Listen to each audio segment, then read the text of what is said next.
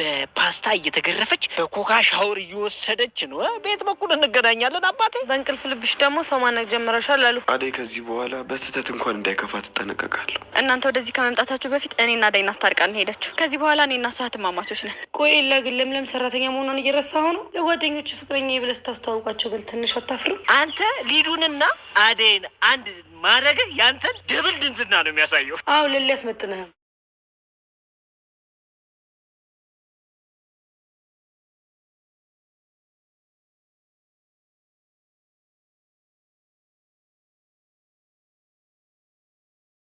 ፍቅር ለአደይ ያላትን ጥላቻ እያስመሰለች ትገኛለች። አደይ ብቻዋን በምትሆንበት ሰዓት ታሰቃያትና እነ ባርኮትና እነ ዴቭን ስታይ ግን እየተንከባከበቻት እንደሆነ ለማስመሰል እየሞከረች ነው። ታዲያ ትክክለኛውን ነገር ያልተረዱት ቤተሰብ ግን ፍቅር አሁን ጥሩ ልጅ እንደሆነችና አደይን እንደወደደቻት አድርገው እያሰቡ ነው። ከደመቀን በመሄድ የአባቷን ስልክ ቁጥር ጠይቃለች። ምን ፈልጋ ይሆን ፍቅር የአደይን አባት ስልክ ቁጥር ለመቀበል የፈለገች? በኤላ ፍቅር የተለከፈችው ሊዲያም ሰራተኛ አፍቅረህ ፍቅረኛዬ ናት ስትል አታፍርም ወይ በማለት ኤላን ነግራው ነበረ። በንግግሯ የተበሳጨው ኤላም አርፈሽ ብትቀመጭ ይሻላል በማለት ጥፊ አቅምሷታል። ቤዛም ባርኮትን ከአደይ ጋር ሲያወራ ስላየች ደግሞ ምንድነው ከሰራተኛ ጋር የምትርመጠመጠው በማለት በተናገረችው ቃል ስለተናደደባት አንድ ጊዜ በጥፊ አጭሏት ተመልሳ ወደ ነኤላ ቤት እንድትሄድ ሆኗል። በኋላም ወደ ነኤላ ቤት ሄድኩት ያለችው ቤዛ ወደ ቤት በመመለስ ፍቅርን አንገቷን አንቃ ይዛት ነበረ። እሷም እየተጨናነቀችና እስትንፋሷ እየተቆረጠ እንድትለቃት ብትታገላትም ቤዛ ግን ልትለቃት አልወደደችም። ሰላም ጤና ይስጥልን ውድና እየተከበራችሁ የቻናሌ ቤተሰቦች እንደምናላችሁ በያላችሁበት በዓለም ዳርቻ ሰላማችሁ ይብዛ እያልኩኝ ሰራተኛዋ አደይ ክፍል 65ን ይዤላችሁ መጥቻለሁ። አደይ እረፍት ለማድረግ ወደ ክፍሏ ጋደም ባለችበት አጅሪት ፍቅር ትመጣና በዚህ ሰዓት ምን ትሰራለሽ? ለምን ትተኛለሽ? እያለች እንድትነሳ እየተጨቃጨቀች ነው። አደይም ጸባይዋ እየተቀየረ ስለመሰላት በድርጊቷ በጣም ተገርማለች። በዚህ ልክ አልጠብቅሽም ነበር ፍቅር፣ ግን ምን ሆነሽ ነው? ባክሽ ተይኝ ልረፍበት እያለቻት ነበር። ነገረኛዋ ግን በነገር አንገቷን ጠምዝዛ ይዛታለች። ታዲያ ጩኸታቸውን ሰምቶ ወዲያውኑ ባርኮት ይከሰታል። ፍቅር በዚህ ሰዓት ምን እያልሻት ነው? ትረፍበት እንጂ ይላታል። አደይ እኮ በዚህ ሰዓት ተነስቼ አብሲጥዬ እንጀራ ጋግራለሁ እያለች ነው። ስለዚህ እንድታርፍ ነው እኔ እየተናገርኩ ያለሁት በማለት ማስመሰሉን ቀጥላበታለች። አደይ ይህ ሰዓት እኮ የረፍት ሰዓትሽ ነው፣ ተኚ፣ አንቺም ውጭና ትረፍበት በማለት እህቱን ይዟት ይወጣል። ታዲያ ጅሪትም ነገር ያልቅባትምና ወደ ሊዲያ ክፍል በመሄድ ወንድምሽ ከሰራተኛ ጋር እንደዚህ ሲሆን አያሳዝንሽም ወይ በማለት ትጠይቃታለች። ሊዲያም እንዴት እንደሚወዳት አላወቅሽም እንዴ? ለአደይ ሲል እኮ ገጠር ሄዶ ታስሯል በማለት ዴቭ አደይን እንዴት እንደሚወዳትና እንደሚያፈቅራት ትገልጽላታለች። የዚህን ጊዜ ፍቅር ተናደድና ስለ አባቷስ ምን ያጣራሽው ነገር አለ? ሊዲያም አባቷ ኃይለኛና ጨካኝ እንደሆነ እንደሚያስፈራም ትነግራታለች። እዚህ አደይን ተከትሏት ይመጣ ይሆን በማለትም ጠየቀቻት። ሊዲያ እዚህ እንደሚመጣ አላውቅም፣ ግን አባቷ እንዴት እንደሚያስፈራ ልነግርሽ አልችልም አለቻት። ሊዲያም አባቷ ኃይለኛ ነው፣ አርፈሽ ተቀመጭ፣ መሞቻሽን ልታሳጥሪ ፈልገሻል በማለትም የአደይ አባት ምን ያህል ኃይለኛና ጨካኝ እንደሆኑም ነገረቻት። ታዲያ ፍቅርም ምናለ አንቺንስ በዛው ጠልፈው ባስቀሩሽ ስትላት ነበር።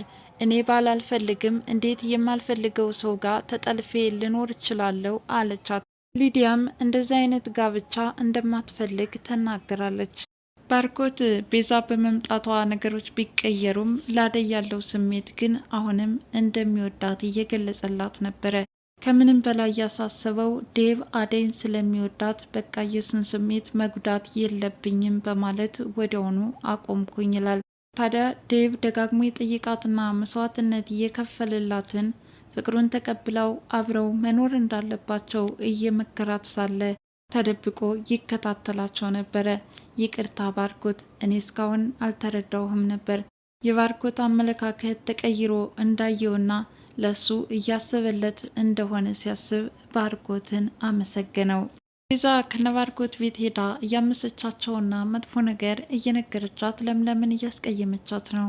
ሞት ባጣቻቸው ወላጆቿ እየተሳለቀችባትና እየተሳደበች ትገኛለች። በዚህ ያልቻለችው ለምለምም በጥፊ አቅምሳታለች። ታዲያ ንግግሯን የሰማው ኤላም ተከትሎ በጥፊ አጠናግሮ ጥሏታል። በዚህ የተማረረችው ቤዛም ተመልሳ ወደ ነባርኮት ስትመጣ ጥሩ ነገር አልገጠማትም። ከአደይ ጋራ ከኩሽና ቆመው አንዳንድ ነገር እያወሩና እያበረታታት ሳለ ቤዛ ተመልክታለች። ታዲያ ከሰራተኛ ጋራ ምን አልመጠመጠህ፣ ምን ትሰራለህ በማለትም መጥፎ ንግግር ትናገራለች። ለንግግሯ ምላሽም የባርኮትን ጥፊ ነበር እየቀመሰችው። ቤዛ ዝም በይ በማለት አጠናገራት። እሷም በሀፍረት ተሸማቅ ወደ ነበረችበት ተመለሰች። ምን ሆነሽ መጣሽ? ደግሞ ድጋሚ ምን ትሰሪያለሽ? በማለትም እዛም ቤት ፍጥጫ ገጥመው ነበረ። አደይና ባርኮት እንደተባበሩባትና ከቤታቸው እንዳባረሯትም ትናገራለች። ኤላ ፍቅር የተለከፈችው ሊዲያም መመላለሷን ቀጥላለች። አላስፈላጊ ነገር እያደረገችና ፍቅሩን ለመግለጽ እየሞከረች ሳለ ኤላ ግን ከድርጊቷ እንድትቆጠብ ደጋግሞ ቢነግራትም አሁንም መስሚያ ጥጥ ነው ያለች ትመስላለች። ይባስ ብላ ለምለም የሰው ቤት ሰራተኛ ስለሆነች አሁን ፍቅረኛ የምትላት እንዴት አታፍርም ወይ በማለትም ልታሸማቀቀው ሞክራ ነበረ። በንግግሯ ተበሳጭቶ ራሱን ሲያሻሽ ከቆየ በኋላ በጥፊ ደርግማት ወደ ቤትም እንድትመለስ አድርጓታል። ፍቅርም በበኩሏ በቅናት እየተንጨረጨረች ዴቭና አደይን እንዴት አድርጋ መለያየት እንዳለባት አበክራ እየሰራች ትገኛለች። ዳግማ የፍቅር ጥያቄ ያቀረበችለትና ያልተቀበላት ዴቭ ምናልባት ፍቅሬን ብትቀበልና አብረን መኖር ብንችል እኔም እስተካከል ነበር በማለት ስትናገር ነበር። ዴቭም ለንግግሯ ምላሽ ሳይሰጣት ትቷት ተነስቶ ለመሄድ ተገዷል። አደይንም የውሸት ይቅርታ ካለቻት በኋላ በማስመሰሏ ቀጥላበታለች። ብቻዋን ስትሆን ታሰቃያታለች። ባርኮትንና ዴቭን ስትመለከት ግን ለአደይ እያሰበችላትና እየረዳቻት እንደሆነ ለማስመሰል እየሞከረች ነው። ታዲያ ቤተሰቦቹ ስለ ፍቅር ያላቸው እምነት አሁን ላይ ሙሉ በሙሉ በይቅርታ እንደተቀበለቻትና ለአደይ መልካም ሰው እንደሆነች ነው። ወደ እነ ዳይመንድ በመሄድም ለማስመሰል እየሞከረች ነበረ። አንቺ ከመቼ ወዲህ ለአደይ ተቆርቁረሽ እንደዚህ ልትናገር ይቻልሽ? በማለት ንጉስም በጣም አስገርሞታል። ምናልባትም እኮ ፍቅር ተቀይረሽ ይሆናል በማለት ደመቀ ራሱ ጥያቄ ፈጥሮበታል። እሷም በአደይ መሄድ ውስጧ እንደተረበሸና በመምጣቷ ደስ እንዳላት እያመሰገነችና እየነገረቻቸው ነበር። አደይን አባት የምታገኝበትን ዘዴ ስልክ ቁጥር እንዲሰጧትም እየጠየቀቻቸው ነበር። የፍቅርን ተንኮል ጠንቅቆ የሚያውቀው ደመቀም ቆይ እስኪ አጣርቼ እሰጥሻለሁ በማለት መልሷታል። ፍቅር ከአደይ አባት መገናኘት የፈለገችበት ዋነኛ ዘዴ ምን ሊሆን ይችላል ብላችሁ ታስባላችሁ? ብቻ ፍቅር ያሰበችው አንዳች የሆነ ነገር አለ ብዬ አስባለሁ። ምናልባትም ከአባቷ ጋር ተነጋግራ እጮኛ ለተባለው ጎረምሳ ተላልፋ እንድትሰጥ እድሉን ለማመቻቸት ይሆን? ምክንያቱም ከቅናት የተነሳ ዴቭና አደይን እንዴት አድርጋ ማራራቅ እንደምትፈልግ ይሄ የሁል ጊዜ ተንኮሏ ነው። አደይም ገጠር ድረስ በመሄድ ዴቭ ምን ያህል መስዋዕትነት እንደከፈለላት ባትረሳውም ከወንድምነት ያለፈ ግን በፍቅር አብረው እንደማይኖሩ ለባርኮት እየነገረችው ነበር። ለምን ሲልም ጠይቋታል። የማይሆንበትን ምክንያት ምን ብዬ ልዘረዝርልህ እችላለሁ? አሁን ትዳር የሚባል ነገር የማይታሰብ ነው ብለዋለች። አደይ በዚህ መግደርደር ውስጥ ትሁን እንጂ ባርኮት ምን ያህል እያሰበለት እንደሆነ ተረድቶታል። ቤዛ በፍቅር ላይ ቂም ይዛባታለች። ለእናቷ እየተናገረችውና እዛ ቤት እንዴት አድርጋ እንዳስባረረቻት እያስታወሰች ተመልሳ በመምጣት ፍቅርን አንቃ ይዛታለች። ፍቅርም የሞጣር እያጣጣረች ነው። እንድትለቃት እጆቿን ይዛ እየተለማመጠቻትና ምልክት እየሰጠቻት ቢሆንም በህልም የመጣውብሽ ሰይጣን እኔ ነኝ እያለች እያሸቻት ትገኛለች። እንግዲህ ሰራተኛዋ አደይ ፍቅር አሁን አመጣጧን ቀይራ በማስመሰሏ ቀጥላበታለች። ይህንን ያልተረዱ ቤተሰቦች ደግሞ በአደይ ላይ መልካም ልጅ እንደሆነችላት ስለተገነዘቡ ይሄ ደግሞ ከባድ ፈተና ይሆንባታል ብዬ አስባለሁ። ለማንኛውም በጥፊ ተጀምሮ በጥፊ የተጠናቀቀው ሰራተኛዋ አደይ ክፍል 65 ይህንን ይመስል ነበረ። በሚቀጥለው ክፍልስ ምን አይነት ጦርነት እንመለከት ይሆን?